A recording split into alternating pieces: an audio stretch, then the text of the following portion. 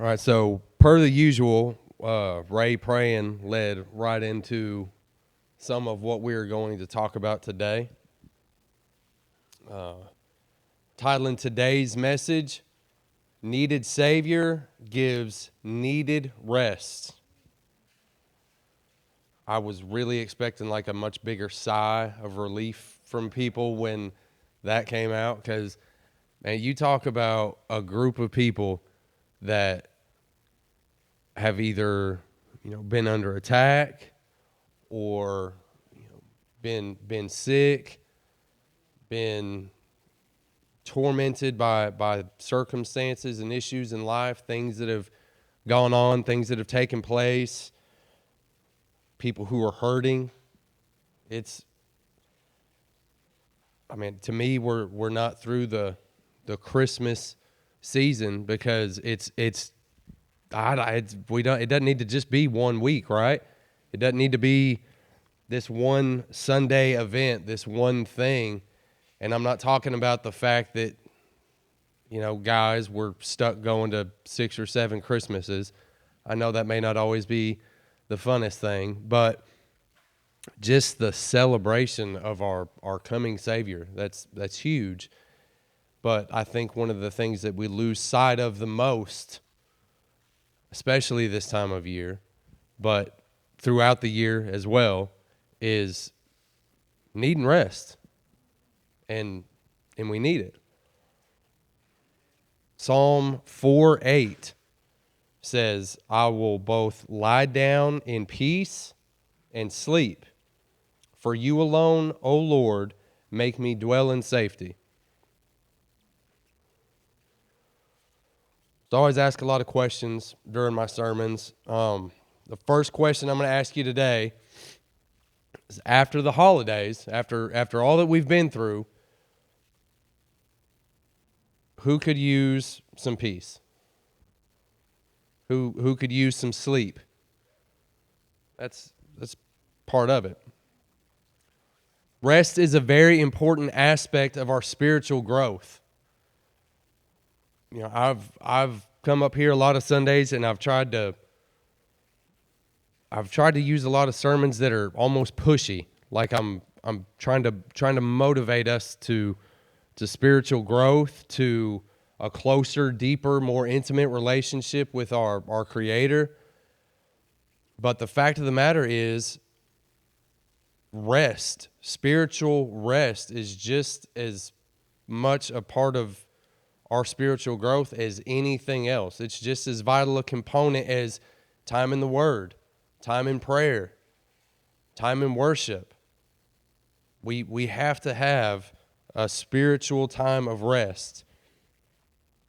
With that being said, most of us do not take it very seriously. Don't think about anyone else. Just think about yourselves for a second. Most of us don't take rest very seriously. Spiritual rest. I know our teenagers don't mind sleeping in a little bit. I know a lot of the kids in my house don't mind sleeping in from time to time, or taking a little slumber here and there. Gavin, you too? I hear you, brother. Yeah, there's been a time or two I've walked in the Peaton's house and been like, hey, I like to announce my presence so I don't scare anyone, because if y'all don't know, I have a mother-in-law who scares very easily. And sometimes it's awesome, but other times it's like, hey, I'm here. Don't let me scare you. And, you walk in and they're both. They done spent some time with the grandkids and hit a recliner.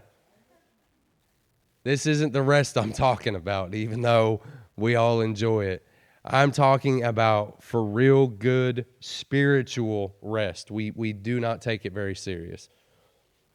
And honestly, a lot of people don't appreciate the value of keeping the Sabbath day holy. Rest allows our minds, our bodies, and our souls to be refreshed. It enables us to come back stronger and more focused than before. And we need that. And it's okay. A lot of us look at this, and I say a lot of us, this is how I view it sometimes. This is the thinking that I sometimes get caught up in. Weakness. If I tell you I need rest, I'm showing weakness.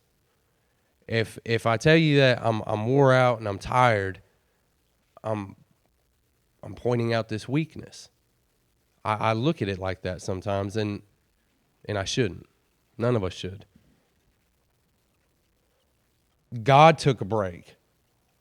Jesus took a break. Jesus, in Matthew's chapter 7 and 8, Jesus was doing a bunch of preaching, a bunch of teaching, and a whole lot of miracles, a whole lot of healing through those 2 chapters. And Jesus was wore out. And he got on a boat with his disciples. And you look at Matthew 8:24, suddenly a great tempest arose on the sea, so that the boat was covered with the waves, but he was asleep. Tell me how tired you have to be to fall asleep in that scenario. I mean, like I said, he had been teaching, preaching, healing. He was wore out. All right, so 2 things I want to touch on just from that one little verse. And maybe I'm goofy for this, but I know that God has a sense of humor, and so I like to think of things sometimes with a sense of humor in mind. Could you imagine being the poor disciple that had to go wake up Jesus? Have y'all ever got scared to wake someone from a nap? Gavin, apparently you ain't woke up the old grumpy bear yet. Wait, one of these days it'll bite. I don't like waking people from their naps. I know people need naps. I don't like waking them. I cannot imagine the fear that would rise up knowing that I'm going to wake up Jesus. That would be a frightful situation. But the second thing this makes me think is, talk about being tired and needing rest. You're on a boat and there's a hurricane going on. And you can sleep through that? So this points out something to me. It wasn't just that Jesus was wore out and tired, so he was able to sleep through what was going on. But it was the peace that he had from God that was able to allow him to rest, that goes far beyond sleep, rest, because of his Father, the peace that his Father gave him in it. He needed it. And if he needs it, how much more do we need it? Think about your body for a second, or the human body in general. We age, we get wore out, we get sore, we get tired, we get sick, things break down, things quit working, we get injuries, we bleed, things bust, break. They die eventually. I mean, from birth on, your body lets you down. It's a tent, right? It's this fleshy, temporary thing, and it fails us. So what's that mean? We need rest. It's not anything shameful to say. There are a lot of dedicated, hardworking people that probably hate to admit that they need rest, but we all do. Rest is a theme in the Bible from Genesis all the way to Revelation. Genesis 2:2, God rested on the 7th day of creation, right? And in Revelation 14:13, we're promised eternal rest. By God resting on the seventh day, He built that into the fabric, into the rhythm of our everyday lives. Not only that, He sanctified it. The Sabbath rest is a commandment of God and an expression of His mercy for us. Y'all get that? It's not something to be taken for granted. He established it knowing in our human weakness that we would need it.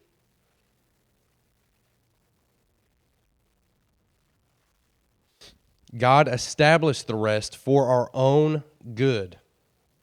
We need His rest, and His rest reminds us how much we need Him. Have you ever, now, and we're going to talk real quick about the difference between the sleep, lazy, rest. We're going to make sure we're on the same page there. There are a lot of times, and I won't pick on the teenagers, I will just admit a time when I was a teenager. There were times where I would be up till 2, 3, 4, 5 in the morning playing video games, wasting time, being silly, and wouldn't wake up till 1, 2 o'clock the next day. And there would be, 2 or 3 times during the course of the morning where I'd maybe, open my eyes and look and be like, yep, the sun's up. Back out. 2 hours later, nope.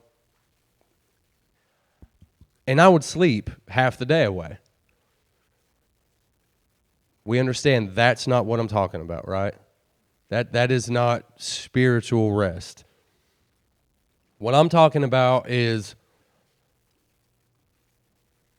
you're somehow, some way, you've got this immensely jam-packed day scheduled, and everything's just falling in line where, I can't, if I miss up a minute here, I'm 20 minutes here. It's one of them days. And then somehow, some way, God just gives space and peace to these situations. And holy moly, I don't have anything for 45 minutes. What am I going to do? And you wake up from, let's say, even just a 20, 25-minute little power nap.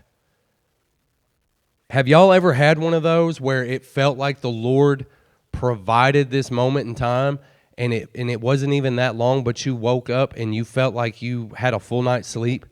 Like you feel better than you have in forever? Isn't it amazing and miraculous how that happens? That is because there is a massive difference between us being lazy sleepaholics than there is spiritual rest for moments.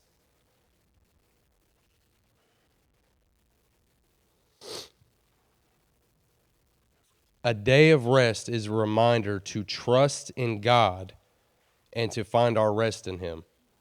It is a reminder that it is God who sustains us and not ourselves.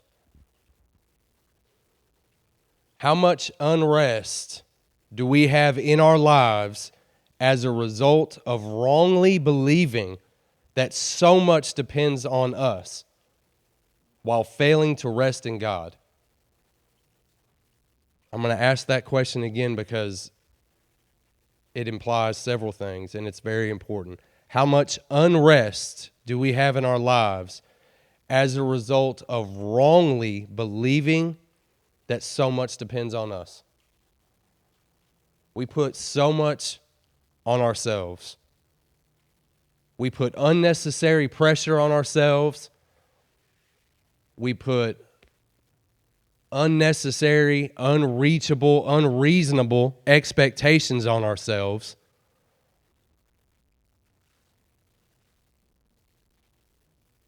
Y'all, there are times and the sad thing is, We plan these things and count on ourselves to do it, and they're huge, astronomically big things that we know we're biting off more than we can chew, yet we don't invite God into it. How much unrest do we have in our lives because of the unreasonable expectations that we put on ourselves while failing to rest in God? In other words, when we put it all on ourselves, we're wearing ourselves out. We're burning ourselves out.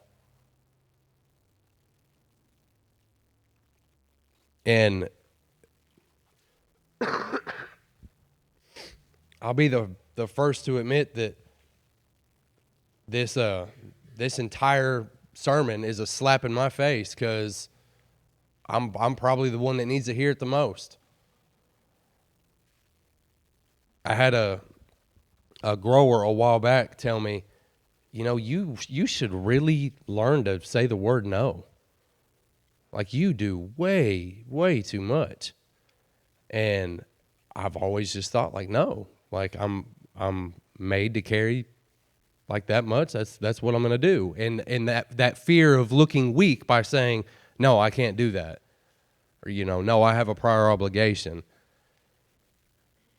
And this whole week has just reminded me and humbled me to remember that it's God who sustains me, and it's not me. It's not because I'm strong. He made me strong.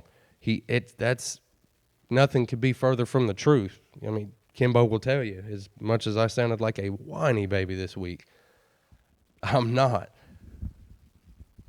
But it's amazing to know that God gives us so many opportunities,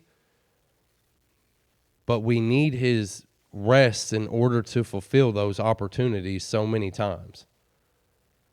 And we don't, if we're being honest with ourselves, we don't take that near serious enough, that we need his rest in his time, and that the things that we don't need to depend on ourselves so much. We need to depend on him. And if we're doing things according to his will, he'll give us the exact strength, the exact portion that we need at the exact right appointed time. But when we're drawn in and of ourselves, we go empty real quick. Mark 6:31, Jesus said to his disciples, "Come aside by yourselves to a deserted place and rest a while." This was right before they fed the multitude, right? And that they'd been doing things. They were wore out. Jesus knew they were wore out. So he says, "Hey, go to this deserted place, somewhere where you'll be left alone for a little bit. Go get you some rest." When you live a life that is on mission for God, that is ready to do the work of God, that is about kingdom business, and you're in that proximity, in that intimacy with the Father, you'll know what to do, when to do it. And he knows and appoints times for when you don't need to do it, for when you need to rest.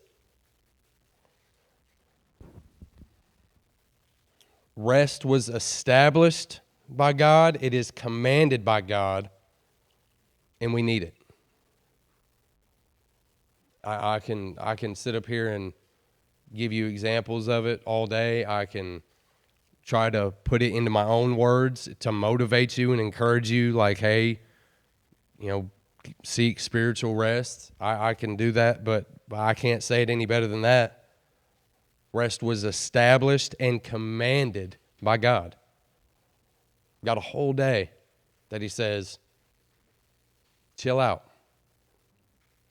It's just about me and you today. And I want you to rest in me. I want you to lay everything down. I want you to put everything off your mind, off your heart. Don't be focused on anything for a minute. Just me. The thing that I will say that I've probably learned the most this week is intimacy with God often looks like rest. It's a time to just strip everything away and just have some honest, quiet time with God and let Him heal, let Him provide, let Him do whatever it is He's meant to do in that time. But as I learned this week, one of the biggest obstacles us humans have with finding spiritual rest is our perpetual mouths. You want some spiritual rest, you got to shut up for a little bit. And I coughed and had high enough fever. I didn't say maybe 5 words in 2 days. So, y'all, that's how humbled I got by the Lord this week. Is just like, all right, you want to keep your mouth shut? I'll help you out, buddy. So, when I got to the point where I couldn't talk, I shut up and just let God. I let Him do what He wanted, and it's amazing how much things got better and how much better I felt here, even with things going on. So today, I'm going to encourage you. Give it to God. Find your rest in Him. So many of us fight giving it to God. So many of us fight without thinking about God. We depend on ourselves way too much. We depend on other human beings way too much. And we do not depend on God near enough. That's why so many of us, through struggles and hard times and heartache, our relationship with God grows so much. Because why? We're so much more dependent on Him in those times. We need to remember to be that dependent in our good times, our bad times. And what I'm talking about this morning is our time of rest.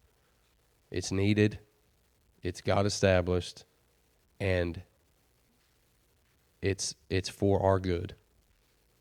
From His mercy. He knows we need it.